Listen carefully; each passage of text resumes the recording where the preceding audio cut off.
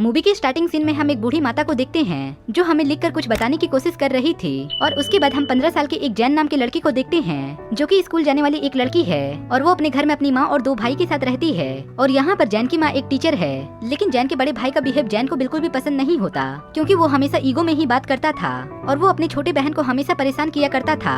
और ये बात जैन अपनी माँ को बताती है, लेकिन उसकी माँ उसके बड़े भाई को कुछ भी नहीं बोलती। और यहाँ पर जैन अपनी स्कूल की छुट्टी होने की वजह से वो अपने घर पर आई हुई थी, और स्कूल की छुट्टियां समाप्त होने के बाद वो लोग स्कूल के लिए वहाँ पर वापस जाने लगते हैं और उसकी मॉम भी उसके साथ उसे छोड़ने के लिए जाती है। उसके बाद जैन नाव से बाहर निकलकर चीजों को सर्व कर रही थी, तभी उसी दौरान कार में बैठा एक इंसान कार से बाहर निकलकर जैन को ताड़ रहा था, जो कि काफी अमीर और मेड इन चाइनीज था। उसके बाद वो जैन के पास जाता है और उसे सिगरेट ऑफर करता है, लेकिन जैन इस पर उसे मना कर देती है और बोलती है कि मैं सिगरेट नहीं पीती।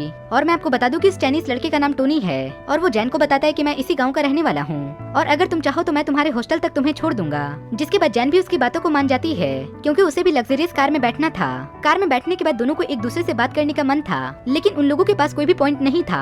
तब जैन उस व्यक्ति को बोलती है कि मैं बस अभी 17 साल की हूँ, और उसके बाद टोनी भी अपनी एज 32 साल बताता है। उसके बाद पता नहीं उन दोनों के बीच में चरम सीमा कहाँ से आ जाता है और टोनी उसके हाथ को पकड़ लेता है। परंतु जैन को भी यहाँ पर इस बात का बुरा नहीं लगता, क्योंकि वो भी टोनी में इंटरेस्ट ले रही थी। और यहाँ पर जैन टोनी को अपनी एज इसलिए गलत बताती है ताकि टोनी उसके करीब आ सके। उसके बाद टोनी जैन को उसके हॉस्टल पर छोड़ देता है और वो वहाँ से चला जाता है। जैन की लाइफ में पहला व्यक्ति आता है, इसलिए वो काफी खुश थी और वो एक्साइटमेंट के चक्कर में उसकी सारी बातें अपने फ्रेंड को बताने लगती है।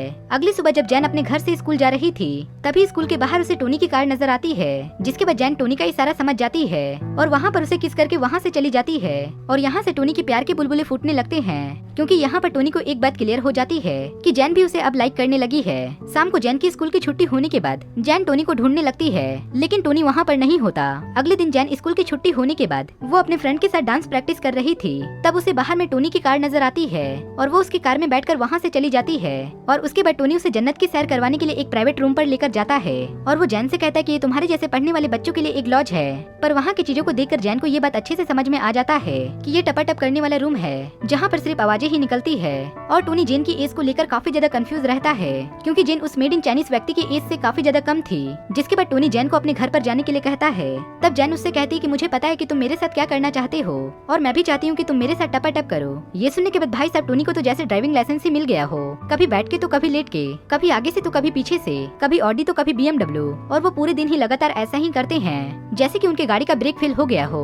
उसके बाद जैन टोनी को बताती है कि मेरे डैड के एक्सपायर होने के बाद हमारे घर की फाइनेंशियल कंडीशन काफी ज्यादा खराब हो गई है। जिसके बाद टोनी को ऐसा लगता है कि जैन ने मेरे साथ सिर्फ पैसों के लिए ही टपाटप किया था। तभी जैन उससे बोलती है कि मैं एक राइटर बनना चाहती हूँ और मैं अपनी फैमिली की सारी समस्याओं को दूर करना चाहती हूँ। जिसके बाद टोनी उससे बोलता है कि क्या मैं तुम्हारी मदद करूँ, और इस पर जैन उसे साफ साफ मना कर देती है। उसके बाद वो दोनों एक होटल में डिनर करने के लिए जाते हैं, जहाँ टोनी जैन को बोलता है कि हमारे चाइनीज में एक वसूल है और मैं एक चाइनीज हूँ और मेरी शादी भी एक चाइनीज लड़की से ही होगी और मैं तुमसे शादी नहीं कर पाऊंगा।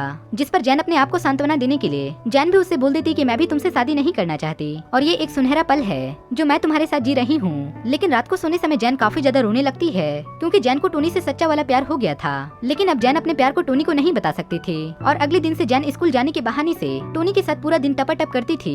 एक दिन जैन की मॉम उसे टोनी की कार से आते हुए देख लेती है और घर पहुँचने के बाद जैन को उसे एक लेटर दिखाती है, जो कि जैन की स्कूल कंप्लेन थी, क्योंकि वो काफी दिनों से स्कूल नहीं जा रही थी। और उस लेटर में लिखा हुआ था कि जैन काफी दिनों से स्कूल नहीं आ रही है। जिसके बाद जैन की मॉम उससे काफी ज्यादा गुस्सा होती है और वो उससे पूछती है कि तुम इतने दिनों से कहाँ थी। जिस पर वो अपनी मॉम को बताती है कि मेरा एक दोस्त है और वो एक बहुत ही ज्यादा अमीर व्यक्ति है।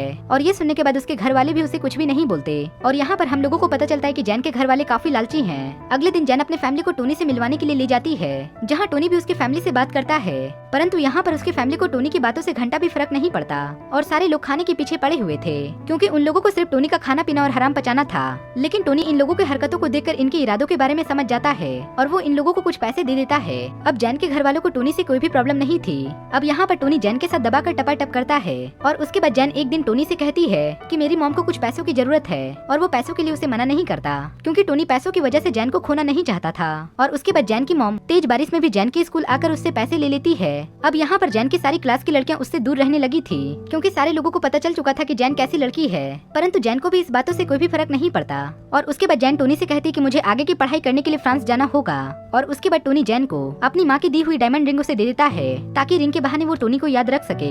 उसके बाद टोनी अपने फादर के पास जा करके जैन के बारे में सारा कुछ बता देता है और बोलता है कि मैं उससे बहुत प्यार करता हूँ और मुझे उसी से शादी करनी है। परंतु यहाँ पर उसके फादर उसे साफ साफ मना कर देते हैं। उसके बाद टोनी अपने फादर की सारी बातों को जैन को बताता है और उससे कहता है कि हम दोनों भागकर शादी कर लेंगे। लेकिन जैन उस व्यक्ति को साफ साफ मना कर देती है, क्योंकि जैन को ऐसा लगता था कि अगर हम दोनों भागकर शादी करें तो उसके फादर उसे जायदाद से बेदखल कर देंगे। उसके बाद जैन के घर आने के बाद उसकी मॉम उसके हाथ में डायमंड रिंग देखती है और उससे कहती कि एक अलमुही तुमने ये कहाँ से लाई, और तभी वो उससे डायमंड रिंग ले लेती है। अगले दिन जैन का अकड़ू भाई किसी काम से बाहर जा रहा था, जिसे देखकर ये दोनों भाई बहन काफी खुश होते हैं, क्योंकि इसका बड़ा भाई बहुत ही चूतिया था जो कि इन लोगों को काफी ज्यादा परेशान किया करता था। उसके बाद जैन टोनी से मिलने के लिए जाती है, जो कि काफी ज्यादा परेशान था क्योंकि कुछ दिनों के बाद उसकी शादी होने वाली थी, जिस पर जैन उससे कहती कि तुम्हारी जब तक शादी नहीं हो जाती तब तक मैं तुमसे मिलती रहूंगी और मैं ही तुम्हें दूंगी। लेकिन यहाँ पर टोनी फिर भी रोता रहता है। अब यहाँ पर जैन अपने आगे की पढ़ाई करने के लिए फ्रांस जाने के लिए पूरी तरह से तैयार थी, जिसके बाद जैन की मॉम उससे कहती है कि हमें फ्रांस जाने के लिए हमारी पूरी मदद टोनी ने करी है। जिसके बाद जैन टोनी से मुलाकात करने के लिए जाती है और पूरे दिन वेट करने के बाद भी टोनी उसके घर पर नहीं आता और फ्रांस जाते समय उसे टोनी की कार नजर आती है, जिसके बाद उसे ऐसा लगता है कि टोनी उससे मिलने के लिए आया है, लेकिन टोनी भी वहाँ पर नहीं आता और फिर जैन काफी ज्यादा रोने लगती है। अब यहाँ पर हम आपको बताते हैं कि जो स्टार्टिंग में आपने बूढ़ी माँ को देखा था जो लिखकर कुछ हमें बताने की कोशिश कर रही थी, वो असल में जेनी ही थी और ये सारी कहानी को लिखकर वो हमें बता रही थी। तब उसी दौरान उसे टोनी का कॉल आता है और वो उससे कहता है कि मैं शादी के बाद भी तुमसे ही प्यार करता हूँ और मरते दम तक मैं सिर्फ तुमसे ही प्यार करता रहूंगा। और जितना कुछ भी आपने इस वीडियो में देखा वो जैन नाम की एक बूढ़ी औरत ही कर रही थी, जिसने अपनी कहानी को बताया और ये मूवी यहीं पर समाप्त हो जाती है।